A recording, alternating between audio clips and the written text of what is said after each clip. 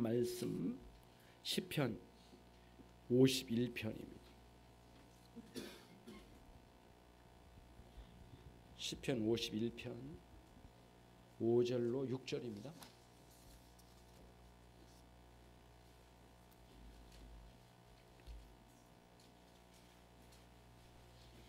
같이 함께 합독하시겠습니다. 시작. 내가 죄악 중에 출생하였으며 모친이 죄 중에 나를 잉태하였나이다. 중심의 진실함을 주께서 원하시오니 내 속의 지혜를 알게 하시리다. 아멘.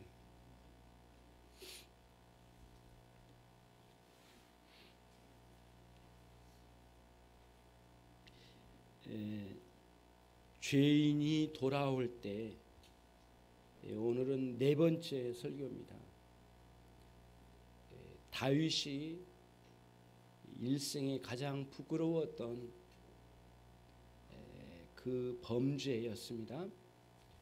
밧세바와 동침한 이런 죄악으로 인해서 1년 동안 마음에 담고 숨겨왔더니 하나님께서 나단 선지자를 보내셔서 하나님의 말씀을 들려주셨습니다. 말씀으로 찾아오신 하나님을 만나고 자신의 죄악의 그 부끄러움을 아주 깊이 깨닫고 하나님 앞에 회개한 내용이 시편 51편입니다. 첫 번째 우리는 시편의 표제에 다윗이 밧세바와 동침한 후에 나단 선지자가 찾아올 때라고 하는 표제를 중심으로 말씀을 들었는데, 그렇게 훌륭한 삶을 살았던 다윗도 일순간 무너졌건만 우리는 어떠하겠는가. 그러므로 여러분과 저는 매우 깨어있어 경계하며 살아가야 될 삶이 우리의 삶이라고 하는 것을 첫 번 설교에서 함께 우리 들었습니다. 두 번째 설교에서는 1, 2절이었는데요. 하나님의 성품을, 자비하신 하나님의 성품을 경험하고는 그 앞에 엎드려 회개한 내용을 함께 생각했습니다. 사죄의 은총을 구하지 않고는 견딜 수 없는 마음으로 내면의 변화와 외적인 변화가 일어나는 그런 내용의 1, 2절의 말씀을 들었었죠. 세 번째 설교에서는 3절에서 5절까지 오늘 말씀과 겹치기는 하는데요. 죄의 깊은 각성, 깊이 깨달음을 통하여 회개의 자리에 나갔는데, 거기서 깨달은 내용이 무엇인가? 그것은 죄의 본질을 깨달았다라고 우리 함께 생각을 했습니다. 살펴보았습니다. 그 죄의 본질은 하나님을 향한 반역적인 죄악이었다라고 하는 것이죠. 죄의 실제적인 부분을 깨달음과 함께 이런 죄의 본질을 깨달았다라고 우리 함께 생각을 해보았습니다. 그 말씀을 가지고 오늘은 좀 다시 반복되어지긴 하지만 5절 말씀과 6절 말씀 중심으로 죄인이 돌아올 때 더 깊고 새로운 깨달음을 갖습니다. 그런 깨달음이 세 가지였는데 5절로 6절의 그 내용이 충분히 드러나 있습니다. 세 가지를 하나씩 점검하면서 우리가 생각해내면서, 이것은 다윗의 회개라기보다 우리 자신의 죄악의 회개라고 하는 인식을 가지고 현실적으로 굉장히 중요한 문제라고 생각하고 함께 말씀을 듣도록 하겠습니다. 5절과 6절은 다른 구절과는 조금 다르게 앞에 5절 앞에 6절 앞에 한 단어가 앞에 있었습니다. 그런데 우리 성경에는 번역을 뺐습니다. 감탄사인데요. 헨이라고 하는 감탄사입니다. 오 하나님 나를 보시옵소서. 뭐 그런 의미가 담겨져 있어요. 그래서 영어 성경이 behold라고 되어 있는데, 오 하나님 나를 보시옵소서, 이 죄인을 보시옵소서. 감탄사입니다. 감탄사. 하나님께 부르짖는 거예요. 그러니까 1, 2절을 지나서 3, 4절을 지나서 5절, 6절 들어와서는 견딜 수 없는 마음으로 자기 안에서 복받쳐 오르는 감정의 표현이 5절 앞에 6절 앞에 놓여져 있는 거죠. 현실적인 죄를 인식하고 죄에 대한 깊은 깨달음을 가지고 회개의 자리에 나가면 이와 같은 방식으로 하나님께 깊이 이런 격한 감정과 함께 하나님께 죄를 토설하지 아니할 수 없게 되는 것이죠. 그런 것을 여기에 표현했어요. 그러니까 오늘 5절과 6절은 특별히 시적으로 좀 읽어야만 해요. 오 하나님 보시옵소서, 내가 죄악의 그 죄악 중에 내가 출생하였습니다. 오 하나님, 모친의 죄악 중에 내가 태어났습니다. 나는 본시 죄인이었습니다. 하나님, 오 하나님 다시 보시옵소서, 내 중심에 진실함이 없나이다. 하나님께서는 이 진실함을 원하셨나이다. 오 하나님, 내 속에 지혜를 알게 해 주옵소서. 이 죄를 깨닫는 깊은 지혜를 내게 주시옵소서. 이러한 시편의 내용이 오늘 5절과 6절의 말씀인 것이에요. 그러면 이제 여기서 그 5절과 6절의 내용을 가지고 함께 생각해 보도록 하겠습니다. 첫 번째, 더 깊고 새로운 차원의 깨달음. 이 주보 있죠? 주보 받으셨나요? 한번 보시겠습니다. 거기 주보를 보시고 함께 읽어 보시겠습니다. 주보의 가운데 보시면 첫째 단락이 있죠. 같이 한번 읽겠습니다. 시작. 더 깊고 새로운 차원의 깨달음. 자신 안에 내재된 두 종류의 죄를 깨닫게 되었습니다. 두 종류의 죄악을 깨달았다는 거예요. 자, 그러면 이제 여러분과 제가 오늘 여기서 이제 다윗이 깨달은 이 죄인데, 자신 안에 내재되어 있는 두 가지 죄를 깨달았다고 했는데, 첫 번째는 뭐냐면은 자기가 직접 저지른 죄, 바세바와 동침했던 그 죄악, 그 불법적인 행위, 하나님을 향한 반역, 이런 극악무도한 죄악을 인식했던 그 죄, 이게 실행죄라고 합니다. 자기 자신이 스스로 알고 고의적으로 자기가 의지적으로 실행하여 범죄한 죄를 실행죄라고 하는데, 다른 용어로는 고범죄라고 합니다. 옛고자를 쓴데 고범죄인데, 옛고자 안에 의미가 하나 있는데요. 그게 뭐냐면은 고의적으로라는 의미가 담겨져 있는 한자입니다. 고범죄, 고의적으로 저지른 죄입니다. 이게 실행죄거든요. 이걸 인식한 겁니다. 예. 여러분, 그러면 여러분 이런 생각 안 드세요? 다윗이 저지른 걸 까맣게 그 이튿날 잊어먹었습니까? 1년 동안 나단 선지자가 오기 전까지 뭐 했습니까? 몰랐습니까? 알았다 이거예요. 하나님 아버지 앞에 언약의 하나님, 멈추지 않는 그 하세드의 하나님, 언약의 사랑을 가지고 오신 그 하나님, 그 하나님을 향한 반역적인 죄라고 한 인식을 못 가져간 거예요. 그런데 이제는 그 죄악이 그런 반역적인 죄악이라고 한 인식을 가졌어요. 그래서 나단 선지자 앞에 무너지기 시작한 거예요. 여러분과 제가 저지른 죄가 있을 거예요. 그런 죄에 대한 인식을 남들도 저지르고 나도 저지른 죄악이니까 그저 그렇고 그런 거라고 생각하면 안 되는 거예요. 하나님 아버지 앞에, 하세드의 하나님, 언약의 하나님께서 나를 향하여 멈추지 않는 사랑을 베푸신 그 하나님 아버지 앞에 저지른 그 죄가 얼마나 심각하고 사악하며 반역적인 죄악이었는지에 대한 인식을 갖는 것은 하나님 말씀으로 찾아오신 하나님 진리의 말씀으로 깨달을 때 우리의 영혼이 새롭게 회개하는 자리에 들어가게 되는 거죠. 그때 말씀으로 깨닫기 전에 가지고 있던 죄에 대한 인식보다는 매우 독특하고 영적인 깨달음으로 자신의 실행죄가 얼마나 심각했는지를 보면서 하나님 앞에 이건 나의 반역이었습니다 라고 하는 죄과라는 용어를 통하여 원어로 들어가 보니까 이건 반역이었습니다. 이건 반역이었어요. 하나님, 이건 반역이었습니다.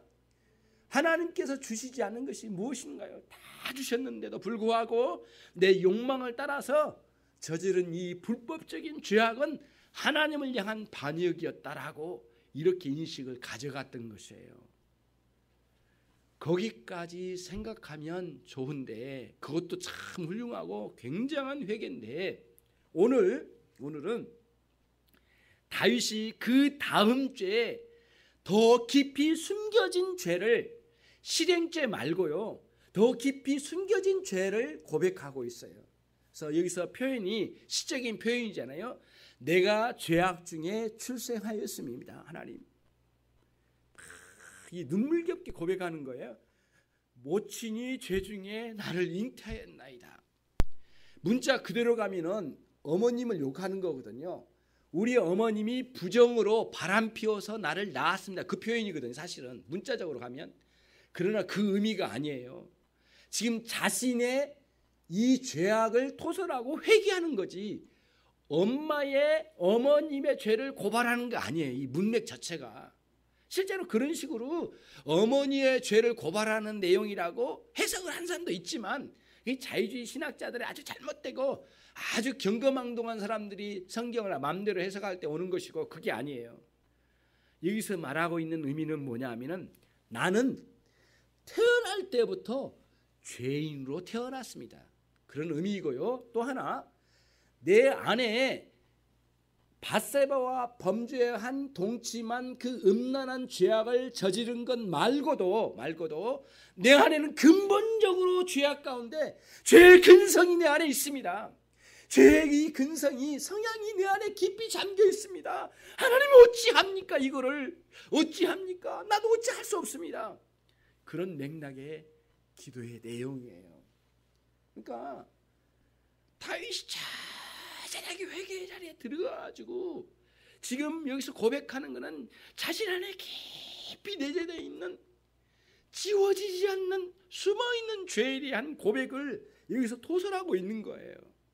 이게 회개하는 사람들 속에 진정으로 돌이키는 그런 변화 속에 자기 안에 내재되어 있는 숨어있는 죄, 실행죄 말고요, 실행죄, 그러니까 밧세바와 동침하여 일어났던 그 죄과 죄에 대한 죄책 말고도 또 그 깊은 곳에 그런 죄를 끌어내게 했던 그 숨어있는 죄, 내 안에 깊이 영적으로 깨닫지 아니하면 느낄 수 없는 죄에 대한 인식, 깊은 인식을 갖게 되었는데 내 깊은 곳에 내재되어 있는 죄에 대한 깊은 성향을 말하는 것이에요.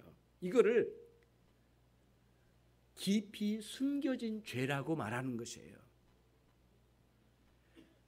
아주 중요한 오늘 여러분이 말씀을 듣게 되는데 우리가 회개하고 거룩해져 가며 하나님 우리 주 예수 그리스도를 닮아가는 회개의 삶을 살아가는 것은 이 실행죄라고 하는 이 맥락에서 회개합니다. 부끄럽습니다. 개별적이죠. 시어머니와 싸웠거나 아니면 누구와 다투었거나 또 아니면 어떤 사람을 미워하거나 복수심을 가졌을 때 마음 깊이 이게 죄거든요. 이런 걸 가지고 하나님께 나아가 회개하는데 그런 차원에서 회개가 아니라 숨어있는 죄에 대한 것이죠.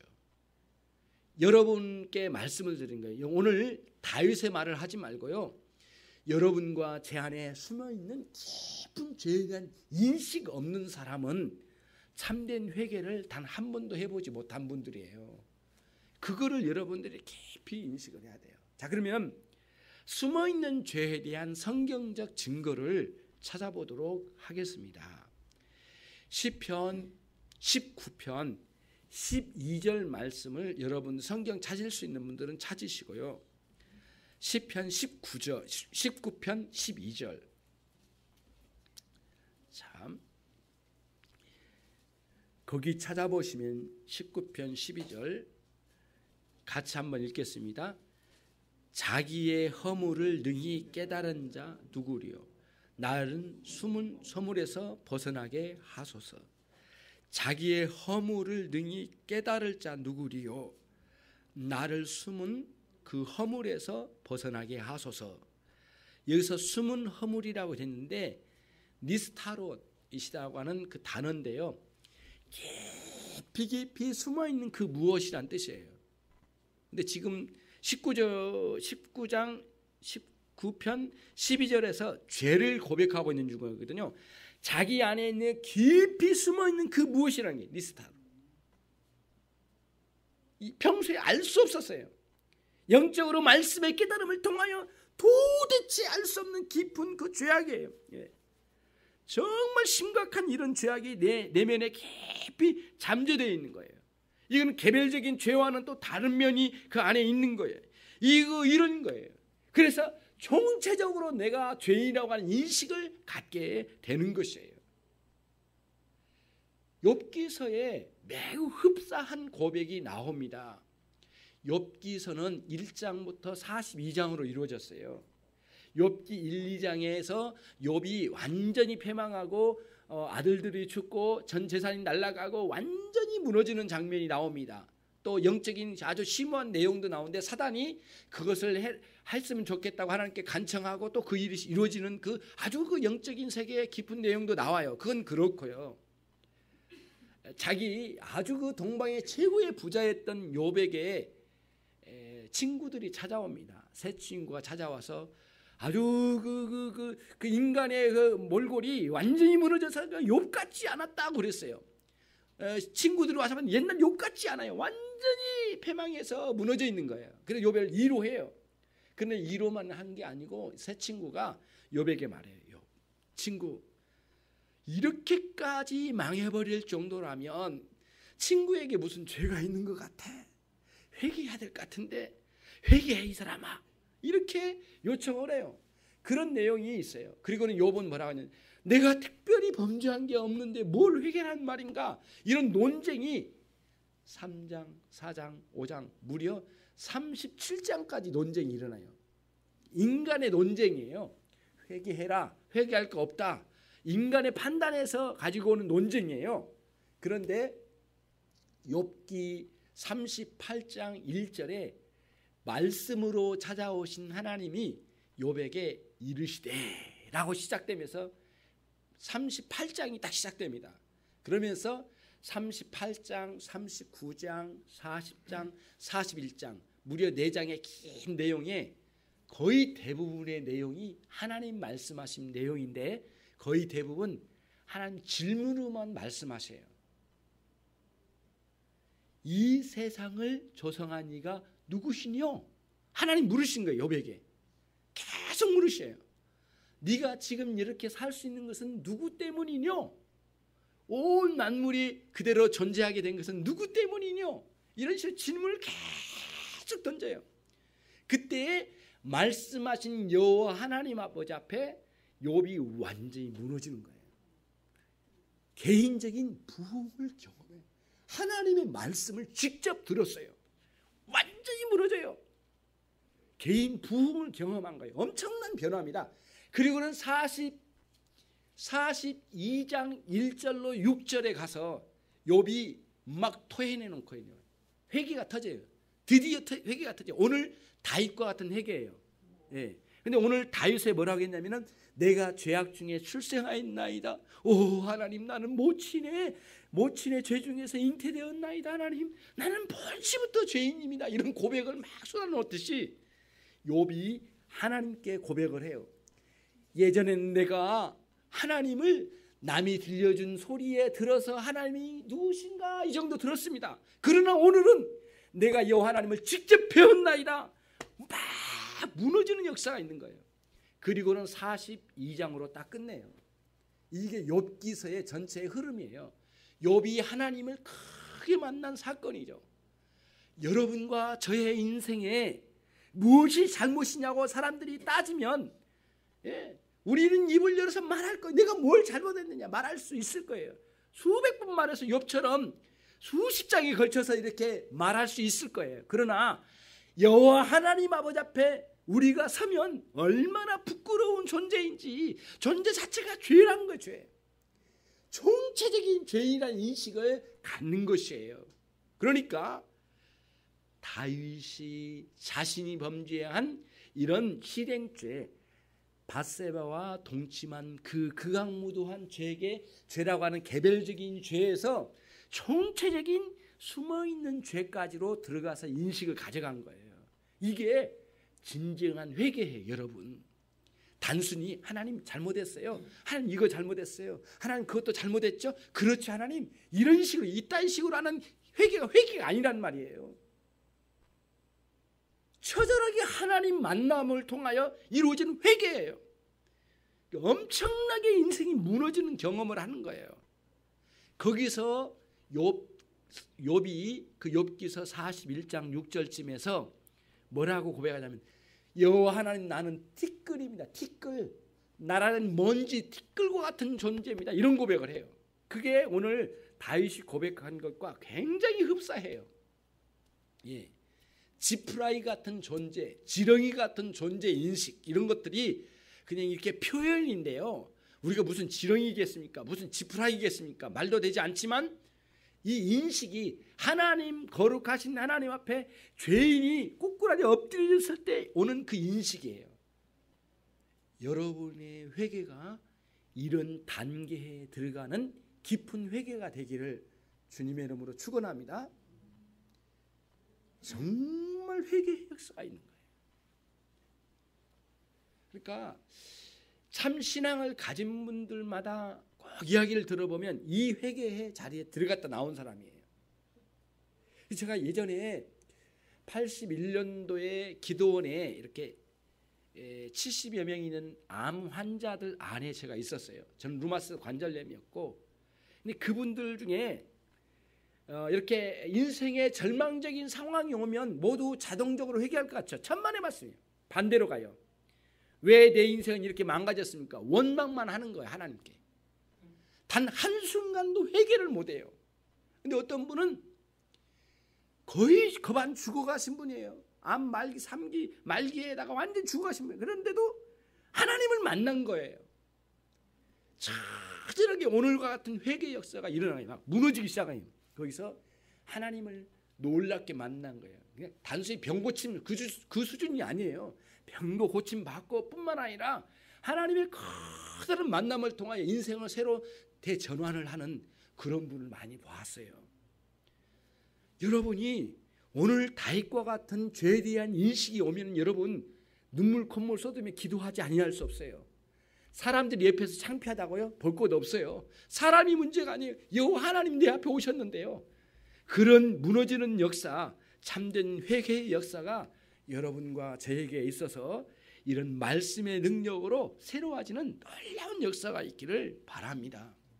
예.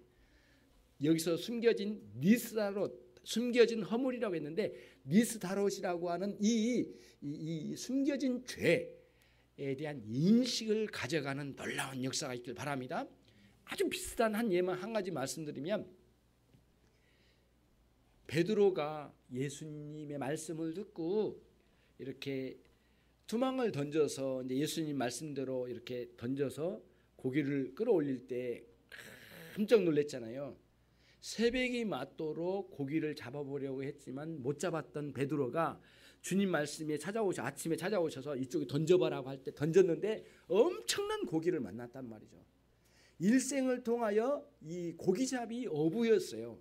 자기 상식으로 이루어지지 않는 그 일들이 이루어진 걸 보고 예수님을 향하여 확 엎드리면서 나는 죄인입니다. 나를 떠나줘서없어.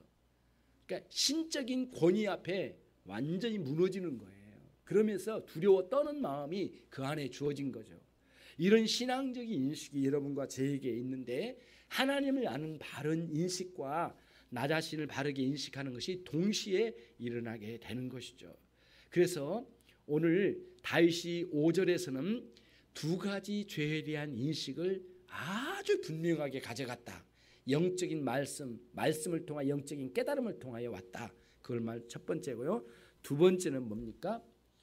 우리 주보를 한번 보시죠. 두 번째 읽습니다. 시작. 더 깊고 새로운 차원의 깨달음. 하나님의 뜻과 나에게 진정으로 필요한 것은 일치한다는 것을 깨닫게 됩니다. 이거예요.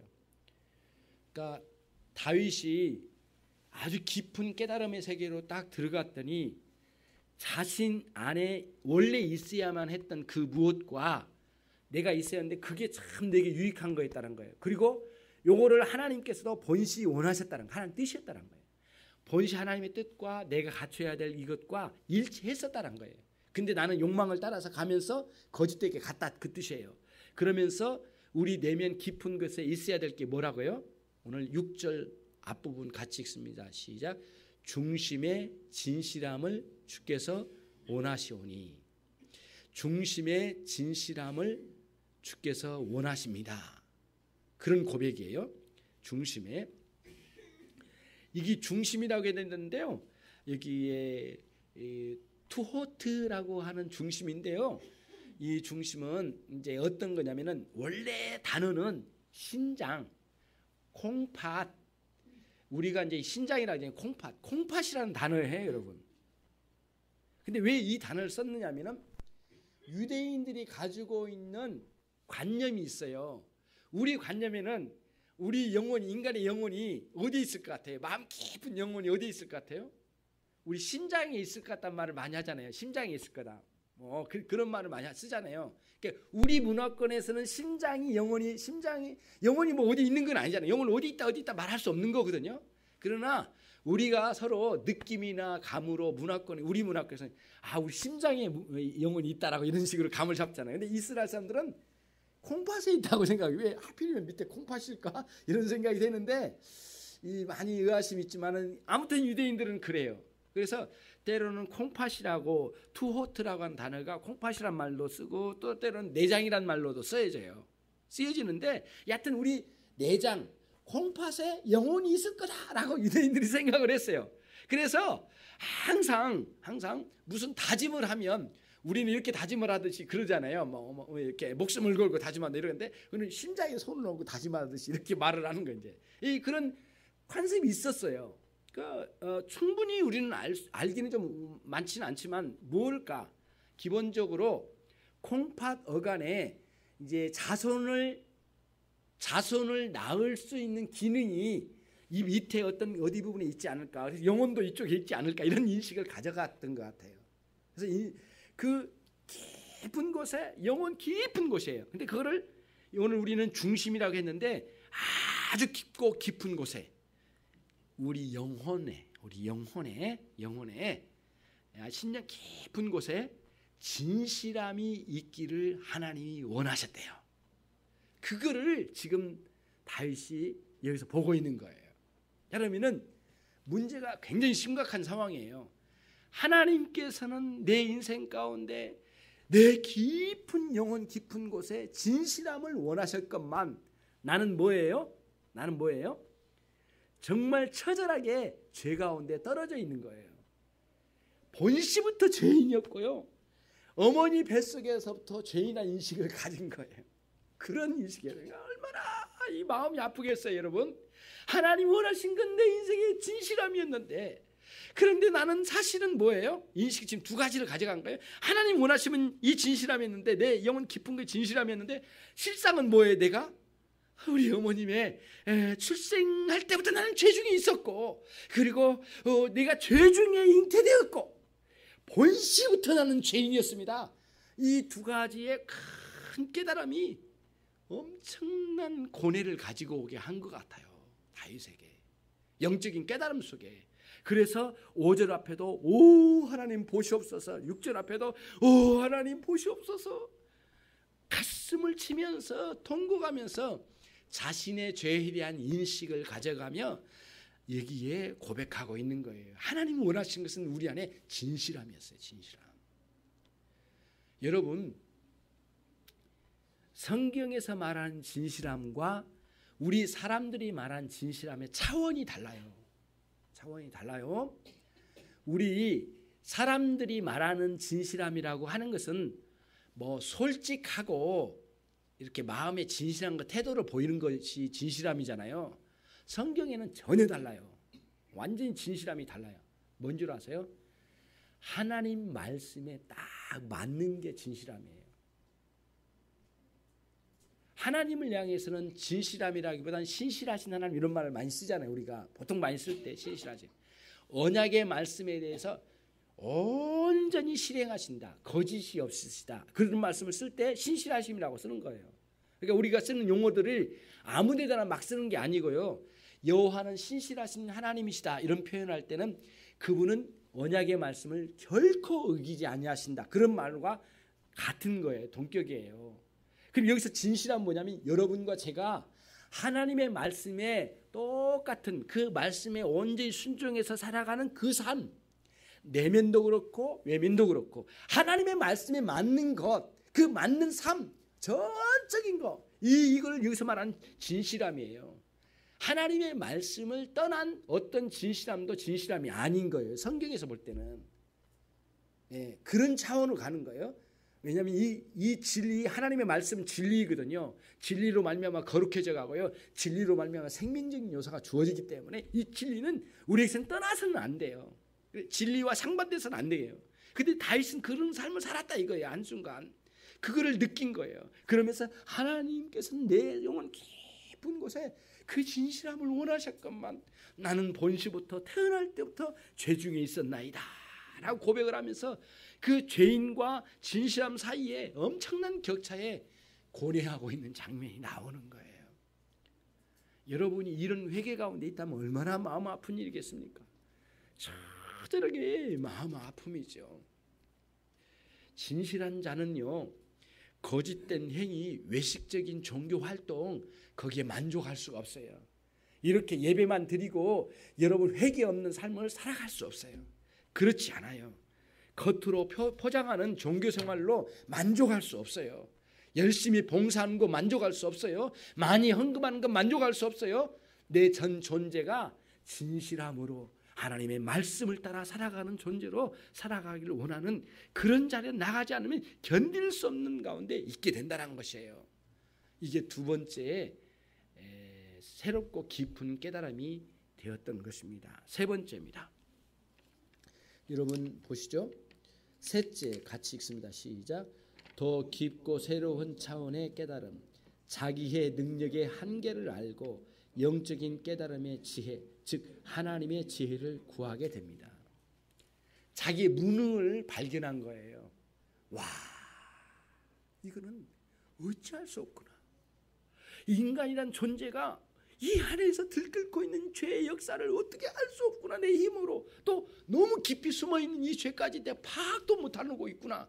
내 인간이라는 존재가 그 파악도 못하고 알지도 못하고 죄에 대해 한가할 줄도 모르고 내 힘과 내 지혜로는 완전히 아무것도 아니구나.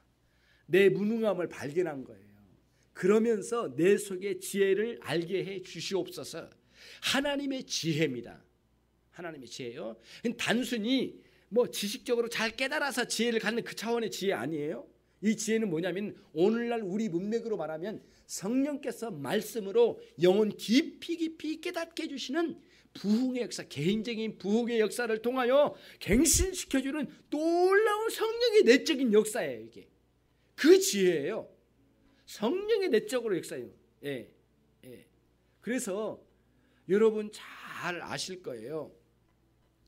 요한복음 16장에 예수님께서 말씀하셨어요.